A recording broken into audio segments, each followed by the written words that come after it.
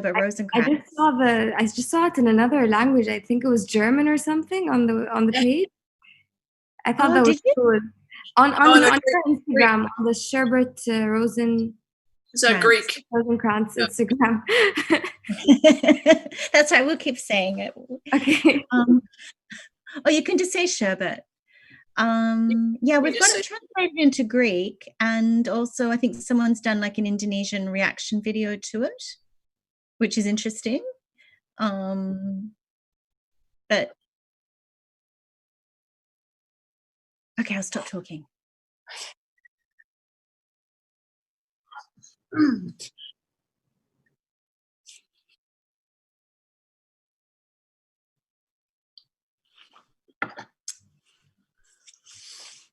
That's a nice green. Emerald green. Yeah. It is beautiful. I have a green couch just out of shot. It's right in the corner. Emerald green as well? Yeah, it's kind of maybe a little lighter. Peacock green. Did you say peacock green? Yeah, it's peacock green. I'm just going to do a quick. Oh, yeah. Let's see, we are live. I never noticed there was a shade called peacock green. Yeah, peacock green. Have you not heard that before? I wish I did, but it's interesting. I want to check it out. Yeah. But it is. Your couch is peacock green. Ah, okay. You know, the color of their feathers. Yeah. It paints a rich kind of color image in my brain. Peacock green.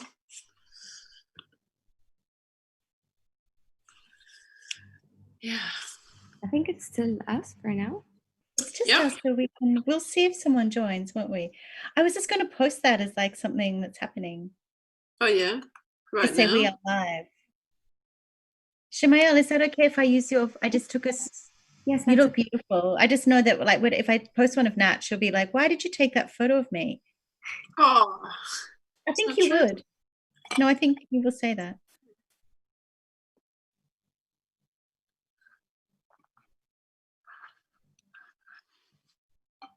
I've got all shades of green. Oh, yeah. Oh my goodness, you do. What are you reading at the moment, Shemael? Are you reading a book? I'm kind of like in between books. I just like start a few and then I keep going back. So Me too. There's one that I'm reading. It's by Sri Nisargadatta Maharaj. It's called I Am That. Yeah. Is it translated into English? Is it? Yes, it's translated into English. And he's the disciple of my teacher. So yes. I think we just got one. Yes, we did. Welcome. It's Abrar. Hi, Abrar. Abrar. We were just talking about you. We can't see you. Yeah. Maybe in the chat, if she could send something, we'd see it. Yeah, how would we see that? We'll go to Mohammed. I got the chat open here. If you'd like to check it out, it's just right under next to the participant. So whenever anyone asks a question, yeah, I've got it open too. Okay, but we can't send that. We couldn't send Abra something now, could we? I guess you'll just like hear us. Oh, there she is. How did you know it was her? Ah. If you go on top participants, you can find the panelists and then the attendees. Yeah, I see it. Hi, Abrar. No. Okay. It was nice to see you all.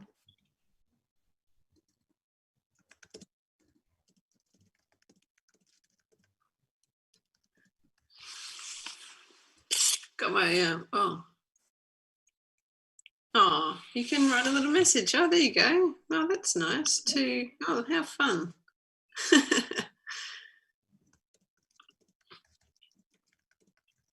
To all the panelists, I wonder if, Nicole, I wonder if your message can be seen by people other than the panelists.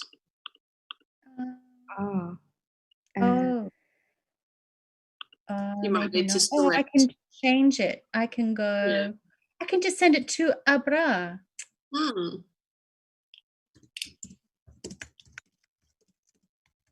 that's a good test. So then we can see, did you see my message to Abra? Oh yeah, you did.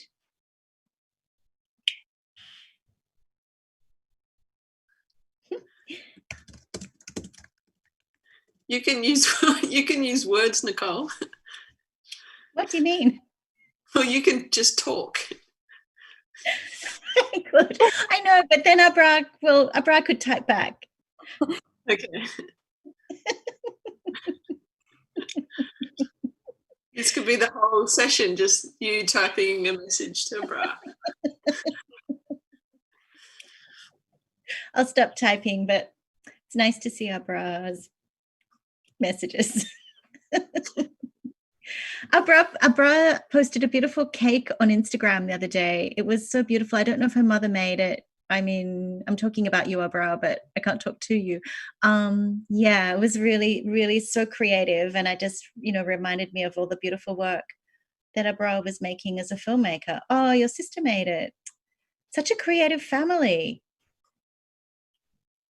Amazing. And so much great animation that comes out of those Saudi Arabian young women. Yeah. You would see that, would you not, Chanel? I would definitely notice Saudi, the movement in cinema in Saudi has been great because, cinema wasn't even allowed in Saudi. And because of how powerful these young Saudi filmmakers are, they kind of paved the way for this to be, like, their creativity was so good that they had to open these doors for them. So, like, yeah, it was amazing what they did, really. Because sometimes you have the resources, you have everything, but the people are not fueled enough. And they were definitely fueled enough, and they made their own resources, and they got it. Like, they've always had the universities, but they just didn't have platforms. And now platforms are being created just for them. Fantastic. Yeah, so great. I can't wait to see, a feature-length animated Saudi film kind of come to Australia, like just in the mainstream cinema. That would be amazing. Did you get to see The Elephant King while you were here? It wasn't Saudi, but it was Arabic. No, I didn't. Is it animated? Yes. Oh, you know what? I think I did see some of it. Was it at a presentation, maybe? It was definitely on the program, and I wanted to see it. And I don't know if I just saw trailers of it or if I saw some of it, but yeah, I really wanted to see that.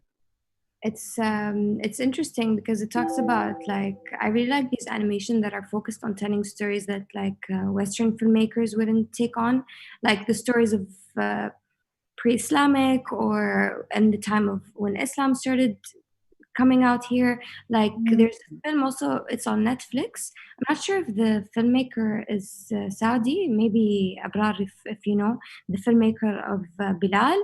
So, oh yeah, she just said it. Yes, Fatima. And before we see Fatima, we've got Abra. You can see Bilal. It's a feature animated film by Saudi. You can find it in Netflix. Okay, great. I'm going to look for that. Thanks, Abra. Yeah. That's such a great tip because, the cinema of the Middle East, like we get films in Australia, obviously Iranian cinema. Is that Fatima coming in? Yes, it is. Fatima. I can't see you. Oh my God, I can hear your beautiful voice. Hi, Fatima. Where is she? I heard her for a second. Yeah, like she's in a car or something. I think so. But yeah, Nicole, I really do recommend Bilal. Yeah, look, if it's on Netflix, we should be able to find it here.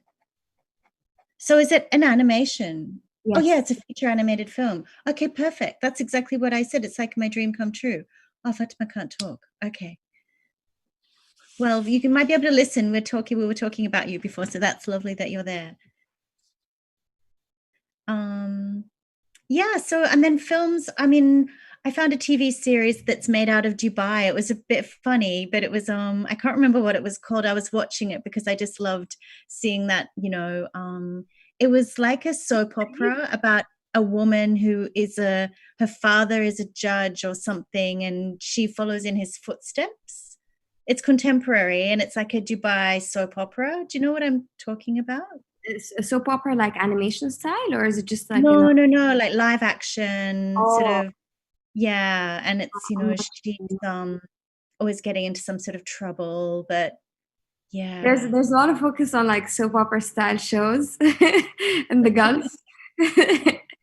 It's interesting, like, and especially during Ramadan. This is something that's also like you'll find very common. So maybe I can recommend some to you. Yeah, later. It would be good. I should be able to find it. And then I don't know, like when Nat was there, but when I was there too, I saw a lot of the short filmmakers, and they were in the festival and they won awards, and I saw their films. They were students, and they'd made these beautiful films as part of the festival, and they were so great. And I just wondered, like, do those kids go on to develop, can they study film at high school, or do they go to university, or where do they go if they want to become a filmmaker in the UAE or in Sharjah? If they're based in the UAE, there's a few universities they can join that can help them. Of course, with us and our workshops at Fun, we also prepare them like a lot of skills that I see university students also not getting so much the hang of. I saw. I'm not sure if you remember the kids that were with us during the festival, like Rami and those, but they're also like they're very skilled and their work is very nice. And I feel like it's also really nice that we have these workshops, and sometimes they last for a while, like a training. It's more than just a workshop, but more of like a kind of long-term training, and they learn like animation and camera skills and all that kind of stuff. But there's also universities in Sharjah and in Dubai that focus on filmmaking, and I feel like we're having the resources. It's we're just hoping that the youth gets as excited as what they're given, because I'm sure that if you ask any of the filmmakers that are in the UAE now, they would be so happy to have the opportunities that we're giving the kids now. But it just requires for their passion and their voice and their messages to also have an impact. Yeah, to know that. Yeah. Like even I know Nat was describing walking into the Al Jawaha Center when she was there, and then it didn't prepare me for that. And then the program that was on offer to the kids, it was so intense and so immersive, and like I've never been able, that's never been on offer to anybody here before, like as kids to get that opportunity to be so exposed to cinema and the craft. Yeah, it was really unprecedented. So such a great thing that Fun does. We're really excited to see what the youth would come up with. Yeah. All those it's so important to, like, I didn't go to film festivals as a child. I didn't know about film festivals as a child. I didn't go to film school really until I was in my 30s, and I just went for 1 year of screenwriting. So I went about things in a different way. So the thought of children who go to see short film festivals and meet filmmakers too, to learn that that's a job, and that's a craft. Like, I think that's really exciting to see, what they go on to do if they become storytellers. Yeah, it's a great Fun's a great opportunity for that. And could you tell us a bit more about your experience at Fun?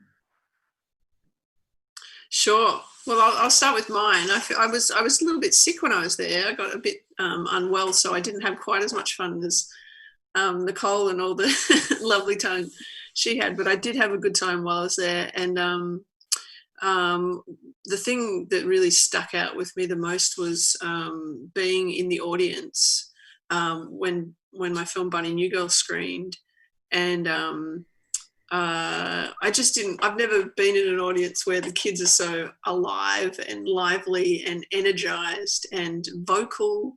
And I remember there was a film that played, and I think there was there's a name of the dog or something like that, and every time the dog's name got said, all the kids in the audience would yell this dog's name out, and it was like this fun thing to do, and it just seemed to happen. Like it was just this really excitable crowd.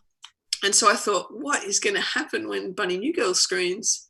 Because in, you know, like in other places I've seen film screeners, generally they're quite subdued audiences. But so when I got there and there's all this excitement, it was so incredible to witness. And then afterwards, like I was, of course, also very happy that the children were receptive to the film, because I thought if they don't like it, I'm sure I'll hear about it. But then meeting, like I just remember being kind of mobbed at the shopping mall cinema. I can't remember the name of it, but just there were just children all around that wanted photos and to say hello and, you know, to meet me afterwards. It was just, yeah, it was such a lovely experience. We were very happy to have you. I couldn't believe, like I really, it was such a, I mean, it doesn't happen very often that, you know, short filmmakers get to travel and be so well looked after, you know, like that doesn't happen to a lot of filmmakers. I remember meeting the other filmmakers, international filmmakers that were there, that were all like, wow, this is amazing that we get to be here.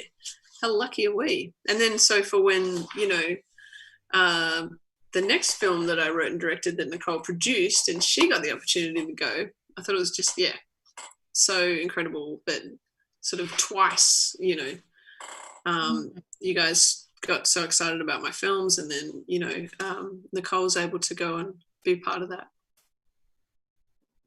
And we'd love to hear about your experience as well, Nicole.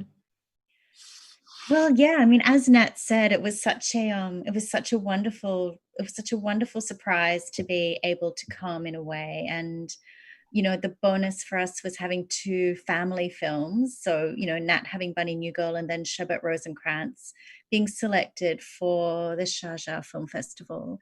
And then, I mean, I kind of knew a little bit what to expect, but I'd never been to the UAE. So I didn't really know. And also I hadn't been able to travel with the film overseas because I've just always been working. So it went to TIFF and it went to, you know, New York and a few different festivals in North America that Nat was able to attend, but I just couldn't make it. So it was my first festival with the film.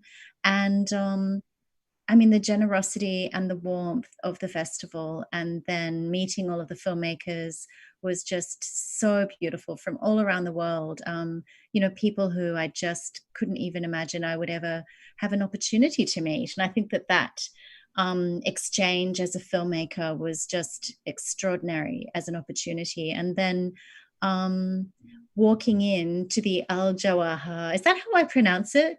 The Al Jawaha or Hair? It has an R at the end, but it sounds beautiful the way you say it. That's fine. Into the Al Jawahar Hair Center with all of those children, and it was like Willy Wonka. And so the entire festival ambience was extraordinary. I could not even believe my eyes. It was so amazing. And the children and the adults taking seriously the craft of cinema for children and families. I thought that was just so beautiful because it's so rare. And just the respect with the curation of the program from all around the world and the way we were looked after, and that opportunity to see the films and to meet audience and to be amongst the audience. And look, I thought I was going to participate in workshops and go and do all these things, but I was so busy watching films and just talking to people. It was just so beautiful. And to meet the organizers, including yourself, Shumael, and all of the staff. I mean, yeah, I just sort of can't think of a time when I wouldn't come back to see you all. And hopefully, you know, I think it's an ongoing relationship I hope I have with your festival family, because it was a really special opportunity for me. We really were honored to have you, and the kids were so excited for both of your films. And it just seems like it's something that's aligned with the kind of elements or messages that you would tend to focus on in your films that we're also aligned with. So could you maybe talk a bit more about what makes a great film for you? Because I think our values are a bit aligned. So I'd love to hear about that. Do you want to go, Nat, first? I'll start? Sure. Yeah. So, I mean, for me, something I care about is, I like to get people to kind of think about things and to be moved and that kind of thing. But those kind of aspects tend to happen accidentally after making something. But I guess the thing that I'm often quite aware of when I am writing something is that and both Bunny New Girl and Sherbet Rosencrantz have this sense of it's okay to be different, and it's okay to be into what you're into and to like what you like, and that should be supported and encouraged rather than being told to be just like everybody else or to be made fun of or anything like that.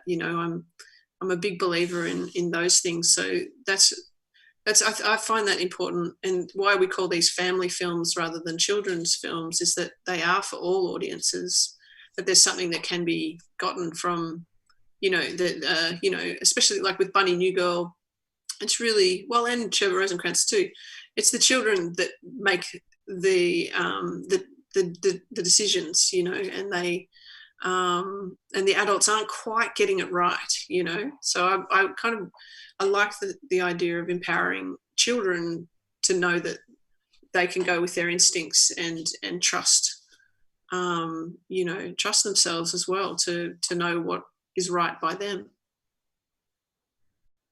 That really is a very empowering messages for especially children like myself growing up who are different, and it's films like this that make you feel like you don't have to be like everyone else. You can be with your guinea pig and just That's right. Be yourself, if you're into guinea pigs, that's wonderful. I was into cricket, right? So I played cricket as a child for like the state team. I was very got quite successful quite quickly as a young child. And that was not a normal thing for young girls to do. It's much more common these days. I like to skateboard. There's just lots of things like that where people go, oh, Nicole had guinea pigs, There's lots of things where people go, oh, that's, I don't know. I'm very conscious that there's someone in the apartment behind me listening to us talk about guinea pigs. I'm self-conscious for a second there, but Nicole, I'm sure you can add to this question. Well, I think, I think specifically like with Sherbet Rosencrantz and certainly I think Nat and I's values also align. So when, Nat speaks, I think there's a lot of, crossover. And when I speak, sometimes I speak for us, but I kind of mean us. But yeah, it's like I take that liberty. But I think really it's about making films that make you feel good, that make you feel like it's okay to be you. And we kind of, I guess, drawing on that authenticity of your own lived experience. I think that comes through with your filmmaking. And if you don't kind of put your heart into it and try and sort of feed that into your film, then it's probably not, it's not going to be unique and it's not going to ring true, because I think that's a big thing, that it really, has to have your heart, and you're always testing, how do I feel about this? Like, would I believe this? Is this how I'd feel? And we certainly wanted to kind of, with Sherbet Rosencrantz, it was about friendship. It was kind of inspired by our friendship and about kind of one sort of little through line is really, because, we were having so much fun together, just doing kind of things that maybe sometimes people might have thought, that's not very kind of cool, like, like playing with Dollhouse or something, but we're like adult women. You should explain that. I mean, that's the thing, I think, to actually explain there. Oh, that's so wonderful. That's right there. Is that we were at the start of when, we got quite a large crew to be part of our team, but at the start it was just us looking around for crafty little things to put in the doll's house and little scraps of material, and we're adults and we're going, yeah, this is what we like to do, so we're going to make a film about what we like.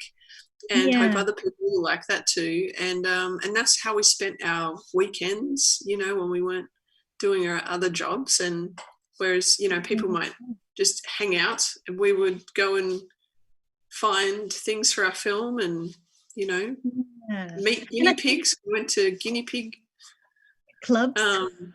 Clubs. We did. They're like cat shows but for guinea pigs. And we chose an orange one because I think Nat was because our DOP said the orange would look nice on camera. That's right. Is that not right? Why we chose an orange guinea pig? Because Tanya said or you thought it might look nice on camera? I certainly, I've like we sort of screen tested some as well, and I definitely like that colour. But for me, I think it was more about the fact that some of the cast in the film had orange hair, so then therefore there was like it was like they were all kind of part of the same family. Yeah. But I can't really remember. It was quite a few years ago now, wasn't it? You didn't want red eyes. You didn't want the guinea pig to have red eyes. Oh no, because those ones scare me. Yeah. So Shamail, really, like we're just, you know, it's about making films that I guess challenge challenge things that make you feel bad about yourself in a way. And, you know, also about girls supporting each other, because girls can be quite cruel. And there's an Australian author who we'd been reading her book, and it's called Fight Like a Girl. And it really dismantled that idea of when girls are young, they can be quite mean to each other, sort of, you know, growing up in a patriarchal world. And one response of women can be to sort of put each other down in order to kind of be the one on top. And so we just really, really wanted to sort of comment a little bit on that friendship, that you don't need to be bitchy, you know, girls don't need to be mean to each other. That's not the world that we want to live in. And girls girls need to be kind to each other. Like that was a big thing about friendship. Yeah, because we believe that about women as well, you know, that, you know, it does happen in the industry too, where you see there's a big difference between when women support each other and when there's competitiveness, and it's not helpful because we're all trying to rise up and have more equality as well. And so, you know, on our film, we had 80% cast and crew were women, and that was really exciting. Like that was, you know, I've come from being a camera assistant for, you know, over the last 20 years. I've worked on films, on other people's films, and I was very aware of being sort of the one woman in the camera department at times. And when I was a camera operator, I was the one woman who was filming. So it was really nice to be surrounded by a whole team of women and some very lovely men making our very sweet film, you know. It's a lovely message, because we really are living in a patriarchal world, and it's a very groundbreaking film. So thank you for your messages, and thank you for your inspiration. So do you think that the film industry, film festivals, how much do you think that they play a part in the film industry? And how do you feel like in your experiences at SIFF and as well as other festivals, how do you think that people can really make the most out of being in festivals? I think it's been really interesting this year with the film festival circuit shut down, that there's a whole year's full of films, short films, feature films, documentaries obviously too, that are not going to get that film festival experience, that exposure, the opportunity to win a prize, the opportunity for filmmakers to travel to a festival. And I think that's been really, really a big eye-opener, and it's really put into perspective the importance of film festivals. I have a lot of friends who've made films this year or made them last year with the intention that they would premiere on the festival circuit this year. And it's so important for film to get that screening, like whether it's at a prestigious international festival or whether it's at a local festival or wherever that might be. I think that's really, I feel really sad for those filmmakers whose films aren't going to have that experience, that they're just kind of maybe going to launch them on YouTube, or they'll, I don't know, you know, if it's a feature film, they might end up being premiered on Netflix rather than having a cinematic experience after being at a film festival. So I thought that was really a profound realization, because festivals are so important for the profile, for generating your connections and just generating a buzz around your film and seeing how it plays to a kind of a global audience, not just your friends and family for a short film. And if it's online, who knows how people are responding to it? You just don't know. There's nothing. I don't think there's anything that can beat that festival experience. No, if I had a film now, I'd be devastated that this was, if I was about to launch it and it couldn't play at festivals. But at the same time, we've got to think about, well, what will the future look like and what happens next? But I've been lucky enough to go to quite a few festivals before I had films in them. And that to me was very inspiring. And I was always like, I'm going to enter this next year and I'm going to have a film here and it's going to be great. And it would take a while to kind of get to that. But that was always exciting to think about, being able to participate. And then the years where I have been having films and festivals, and traveling around the world, and yeah, like Nicole said, seeing different audiences and how they responded, seeing it was 1,100 children a day in San Francisco were watching Sherbet Rosencrantz. And, you really know if the film's working or not, all those, how those children react, but yes, also, as a director and a writer, a short film particularly is like a calling card, and really helps for future steps. And of course, people want to know how many festivals it's screened in and how many awards it's won. And, to be able to say, like, Bunny New Girl, it's screened at over 110 festivals, it won 15 awards. Sherbet Rosencrantz, I think we won 6 awards and 60 festivals and those kind of things. It's a lot of people seeing our film, and it's kind of almost hard to fathom, But I also take a lot, have taken a lot of inspiration from meeting other filmmakers and hearing about how they've made films and being inspired by their work, and keeping in touch with them as we all kind of, carry on together. And do you think that, as alongside of like the messages that you have in your films, do you think that in a time like this, it could be even more powerful with the situation that you're living in? Like, could you give us any idea on how your lockdown experience was during this time? How do you think that people will be responsive to certain messages like that were? Sure. Well, I mean, I'm still in a city that is locked down. We were briefly out in the world for a couple of weeks, so a few weeks, and then we got locked down again. So it's like a second version, is a different headspace. But I do, there has been, I'm very aware of the sort of the unity that has been happening, that I see happening in various communities globally, and more. I think we're able to take a little bit more time. Those of us who aren't on, the front line in hospitals and things like that, but those of us that maybe are working from home now or aren't as busy as we were, I think we've got more time to reflect on how we treat each other, how we care for each other. Wearing a mask is a gesture to care for your neighbor, and I think that all of those things really play into, they play into how we see ourselves, and they play into how the films that we will make in the future, and what audiences I think will, how, globally, how we'll shift the way we see things. I think it's such a like a strange time.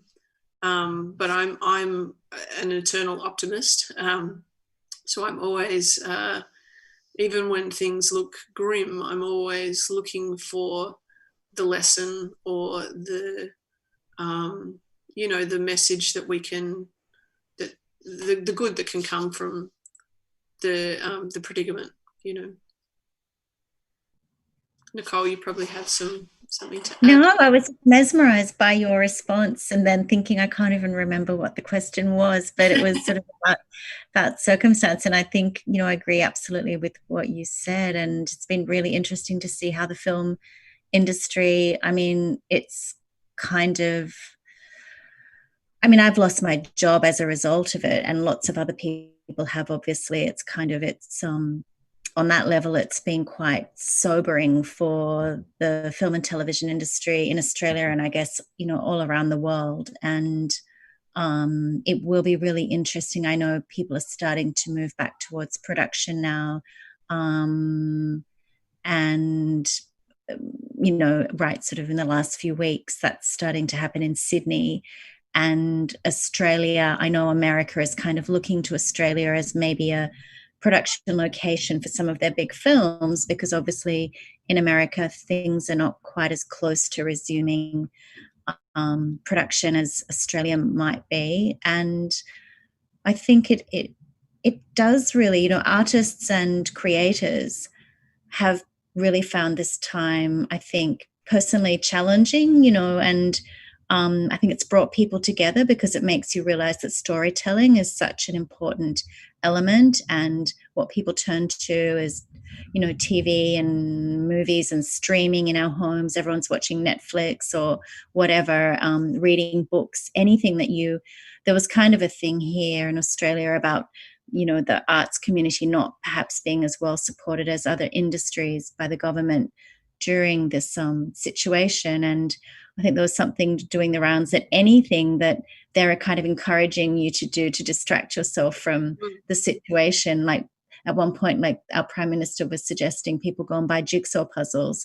But a jigsaw puzzle is designed by an artist. Anything that you're watching on Netflix, people were talking, the politicians were all saying everyone's watching Netflix and watching movies and staying in. You're reading books, you're anything that you're doing to escape this kind of reality is created by an artist of some form. So I think it really reinforced and galvanized. Certainly, it seemed like it was a global situation. Artists around the world and musicians were just looking to each other, kind of really to support, to just come together. And I think that's been really powerful, that it's like we are strong as creators and as artists and as a creative community, and we can survive, and we can evolve, and we will survive. Like, really it's such an important element of a civilized society, the artists and the creators. And children are a big part of that too, because children know. Yeah.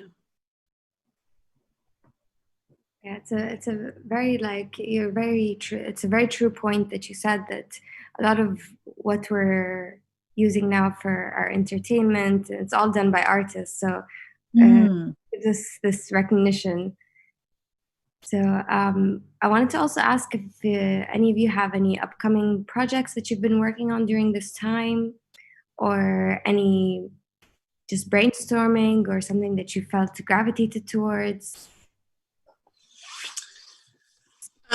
Shall I go first? There's a couple of things. One that at the start of the first lockdown, when I wasn't sure what I was going to do and my plans had all changed, I thought, that's when I really started writing a picture book version of Bunny New Girl. So I'm still in the process of that. And I got sort of halfway through, and then jobs started coming in. And mask behind you? Oh yeah, there's a Bunny New Girl. Yeah, it's true. It's the copy, actually. The original went kind of brown, unfortunately, but another one. Maybe, Nicole, maybe you helped me make that one. I might have, or I might have made it myself. You might have made it yourself. That's quite possible too. What a good friend you were. But like Nicole and I we almost made a project, and we kind of, it was really about reflecting on the last 20 years and to kind of get people to really think about how, what had transpired over that time, because it's very easy to forget about all of the significant events, and to really reflect on where we want sort of the next 20 years to go. And that was something that we pitched, and then the pandemic happened. So, or really kicked in. And so suddenly that was like on people's minds. And then it became this thing where we went, oh, actually everyone's kind of doing this now in a way. So that project actually never happened. But in my mind it did, because I watched all of this content for that time and really thought about what had gone on. But I'm also I've been making a short documentary, and for that I've been sending out camera operators, and then I appear via a video chat to do the interview, unless they've been in Melbourne, where I've gone and filmed them myself, and then I will edit them here. Because fortunately, I'm, as a director and a writer, I also have skills that I can do from home, like editing, and I have a camera and I can film and all that kind of stuff. So I feel quite fortunate that I've got those skills to kind of fall back on in this time where jobs get cancelled a lot at the moment. Things change. Lots of things take a lot longer than normal, So it's a really strange time, but I've definitely gotten quite excited about the idea of writing something new, and I'm not quite sure what that is, but it takes me a couple of years to really get that itching kind of feeling of it's time to write something. So but I have been looking at some old what would be kids or family story ideas that that maybe I could have at least a trilogy of short family films. So yeah, things to come. Got to get back to Sharjah. Yeah, we've got to make another children's film. And we can go together. We can go together next time. Well, it's actually quite funny, Shamail. The first creative project that really hit my inbox when the pandemic hit was actually the Sharjah filmmaker group that I'm still kind of a part of. That when I was a visitor at the festival, we formed, I don't know if you're part of it, but we did form a WhatsApp group, so filmmakers from all around the world, and we do stay in touch. And it was kind of one of the first things that somebody just started to instigate this kind of question of, shall we make a film together? Like, we're all in different countries and we could just start to make a documentary, just start to record things, because we'd all, as we're all filmmakers, that we could, quite uniquely tap into something that could be quite interesting. But I think probably what happened is things got a bit sort of stressful, really, because it was sort of like the difference, because, oh God, it's happening. And then when it actually was happening and people were trying to cope with it on a daily basis and losing jobs, and, economies in different countries are crashing, and there were just, I think the tensions just got a little bit too intense. So that was but I thought that was, beautiful, that still that Sharjah community, that group of people who I met like 2 years ago, we were still kind of really solid about kind of doing something together and collaborating. But I've been developing a podcast. I don't know, is that something that you kind of you listen to? Yeah, we would love to hear more about it. Yeah, so audio stories, because I mean it's an interesting way to explore proof of concept for a TV series. It's there's a series in America called Homecoming, which stars Julia Roberts, and it streams on Amazon Prime. I'm not sure if you have that platform, but it was basically started as like a radio play type version, and people could listen to it on their headphones, like a podcast downloaded off, I think, something called Audible. And the the creators used it as a proof of concept. It was like an 8 by half hour, maybe it was 8 by hour, actually. They were hour-long episodes, and they cast it really well. They used Hollywood actors, and it had beautiful sound design, and it was really well scripted. And so obviously it's much cheaper to make something just strictly on audio, as opposed to getting like the financing up for a TV series and shooting it. So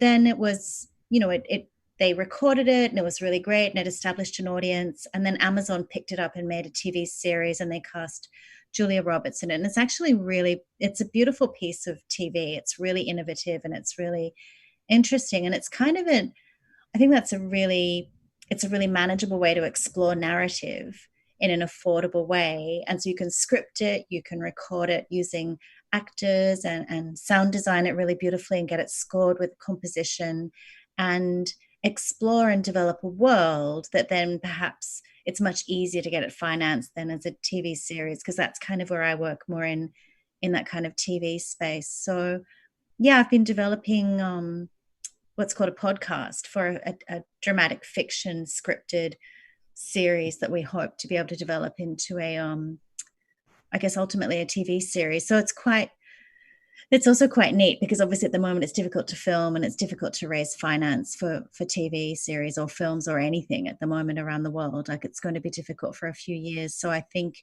for me as a filmmaker, it makes sense to be exploring that at the moment. It's a sort of a sustainable way I can keep working and hopefully create some new story worlds that, can then in a couple of years' time translate onto the screen. And, hopefully Nat and I, we just haven't been in the same state, and it's just, yeah, but.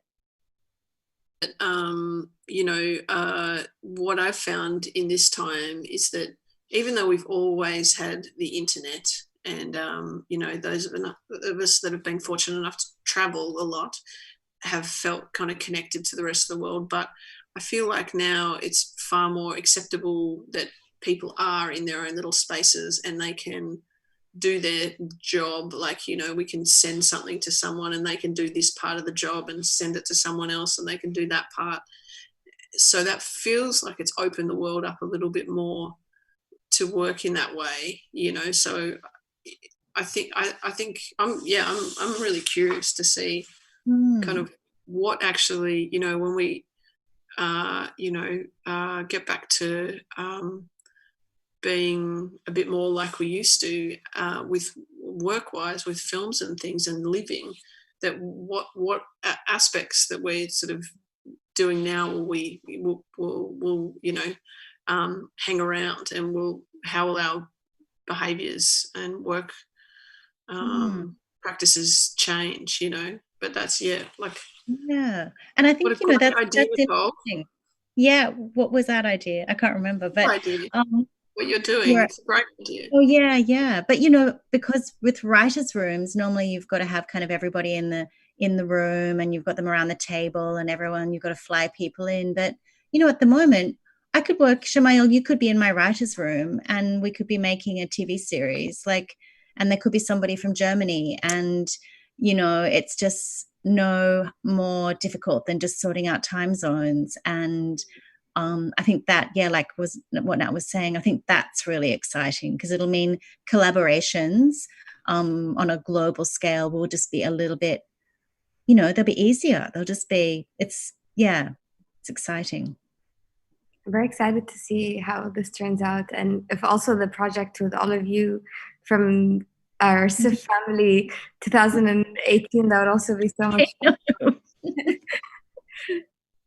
Yeah, we were saying we'd have to screen it at Sharjah Film Festival, but we didn't make it, so we'll make something else.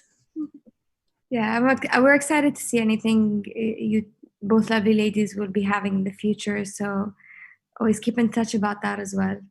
Most definitely. Yeah, of course. You're our favorite film festival. And I just really love you both as a team, and it just seems like that's the perfect recipe for like a fruitful collaboration is what makes a beautiful film. So do you have any tips on how to scout, or how you both formed your connection, and any ideas for how people who are planning something now on what things they should take into consideration? Would you like to start, Nicole? Well, I'll talk forever. So I'm mindful of our time, but I'll try not to talk for so long because I'm so passionate about, finding your team is the most important thing. And I think there was an opportunity even at the film festival when I was at SIFF, and we were in a little forum, and I think the speaker, he asked the group of filmmakers, what's the most important, tool for you when you're making your film?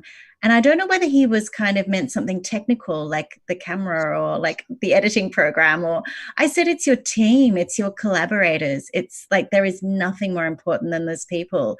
And I just think, like, specifically for Nat and I, we formed a friendship, and it was kind of, we met through a professional like, project that we were both working on, and worked out that we liked each other and that we liked the same things in terms of our aspirations for what we wanted to make.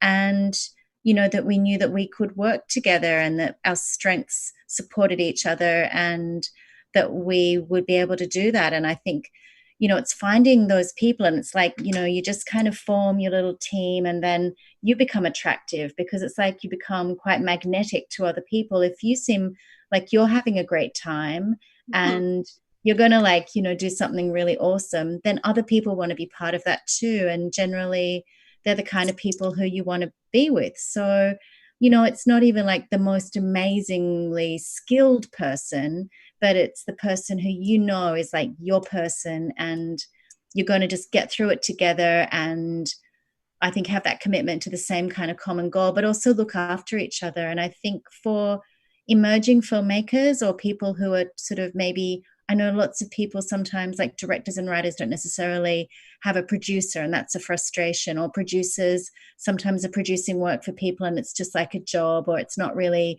like their heart passion job, they're just doing it. And I think when you've got to try and find somebody who just has that sort of same passion, and you kind of just go side up together. You just stick together like glue, and you just move, and it's like people will join you. And I think it's the most important thing. And I think you can't make a film without your team. You can't make a film without somebody else and someone you can just, because it's really difficult making films. It's really, really difficult. It's difficult to get them financed. It's difficult to stay with them. It takes so long. And who do you want to be with at the film festival? Like, who do you want to be hanging out with when your film is like, at the film festival? You want to be hanging out with like your friend, not someone who you just can't bear to be with, or you're fighting all the time during the shoot. So yeah, that's my only advice. Well, and we've both, like I don't have anything to add to that because I agree with all of that. But it doesn't always go this well. We are fortunate to have found each other and to be able to work on various projects together, because we have also we've made music videos together, and we've done, what else we've done behind the scenes documentaries. Lots of things. We've done things. Yeah. We've what? Sorry. We've done things that haven't quite made the shoot, but like we've enjoyed getting to the point of just developing them. So yeah. And in my case, when we met, I had just finished Bunny New Girl. I was just in post-production, and I was producing that with one of the lead actors, and he's, that was helpful, but I was dealing with a lot of it, and I wanted to not do that the next time. So I've made like 40 music videos, and I've produced a good chunk of them. But when Nicole and I met and started working together, then I was like, I remember saying, we were setting up an interview, and I just to film with someone, and I think I said, "Can you produce my next film?" And you were like, "Yeah." And that it was also, when you're an adult, making adult friends seems to be such a strange thing. because it's a rare thing. So for me, it's like, you know, friendship is really important, because you kind of, you know, you're going to go through all of the good times and the bad times together, and yeah, you want to have someone you like hanging out with as well. But what I would add to what you said, Nicole, was that another incredibly important aspect is the actual project. Like, what is the script? What are you trying to say? Because, you know, when I picked Bunny New Girl as my first short narrative film to make, I'd worked on a lot of people's very bad films, and I thought, I don't want to waste everybody's time. I don't want to waste my time. I want to make sure the script is short and concise and has a nice offering for the world. That was sort of what you know, my objective was, and I wanted to make all of that effort that I was going to go through and that other people were going to go through, and when we crowdfunded, that those people who invested would also, you know, want to be a part of. So it was like my version of a cat. Yes, in the same matching grey. Yeah. Anyway, yes. So yeah, picking your team is hugely important, obviously, and picking what that project is, and you know, if sometimes it's not going to be the right project, but you'll find that there's some other project that you can do together, or that kind of thing. But if you can find someone that you really gel with, hang on to them, is all I'll say. Thank you very much. This is perfect advice, and you both are such inspiration for the youth, and we really hope to see also what your upcoming projects are. Hopefully even host you over here again after this quarantine lockdowns all end. And thank you very much, Natalie Vandendungen and Nicole Coventry. If anyone would like to watch the film Sherbert Rosenkrantz, You're Beautiful, it is also on the SIFF film platform. And if you two have any last words for the attendees. I'll just also say Bunny New Girl is on YouTube. It's insanely got 24 million views, which you could never really even hope for a short film. So you just never know. That, again, that's that thing about investing your time in something. You want it to be the best that you can make, and to make sure that script is good, and and to try read-throughs. Do read-throughs. Read-throughs with actors are a fantastic way to learn if it's working or not. And yeah, I'll end with that. Yeah, rehearsals. No, I think just reiterating what Nat said, just you're going to know what you want to say. So whatever it is that you, as a filmmaker or as a human being on this planet, you know, think it's a really powerful tool. Art is so powerful, and you can use it just so beautifully. So know what you want to say, find the people around you who kind of want to say the same thing, and then just, you know, use your voices and your energies to kind of make it come to life, and screen it at SIFF, like, you know, get it out there, and so we can see it. Get on the big screen. Yeah. Thank you, Shemael. Thank you to Fun for having us. Thanks so much for having us. Yeah, it's really lovely to be part of the extended family, and yeah, thank you. Thank you. Have a lovely day. You Thank too. you. Thanks to everyone who attended as well. Bye. Bye. Goodbye.